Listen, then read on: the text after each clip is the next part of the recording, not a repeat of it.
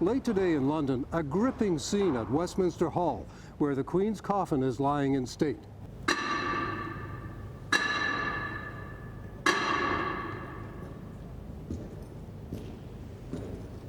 In a show of respect for their grandmother, the Queen's 8 grandchildren took up positions around the coffin. Prince William, Prince Harry, and their cousins held a solemn vigil. With William and Harry in military uniform, they bowed their heads in mourning in a silent tribute, while other mourners filed by. The grandchildren arrived at Westminster Hall after visitors walked past the coffin throughout the day. Among them, Prime Minister Trudeau and his wife. Trudeau also met with King Charles. No, there is such a deep affection for her. I do. The Prime Minister spoke of Canada's deep affection for the Queen, and the King passed along his gratitude. Outside Westminster Hall, the lineup to see the Queen's coffin stretched along the Thames through London for several kilometres. She served so faithfully for 70 years, and so having to stand in line in the queue for likely 14 hours, really not that much, in comparison to what she did.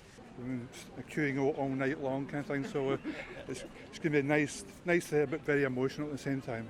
We've been waiting 10 hours. Yeah, and the atmosphere's been great. Atmosphere's lovely. Yeah. People were waiting throughout the night, even though the late summer temperature dropped to a very cool 6 degrees, the coldest night in London for months. It's been a little bit chilly at times, got a bit cold, but not as bad as I thought it could be.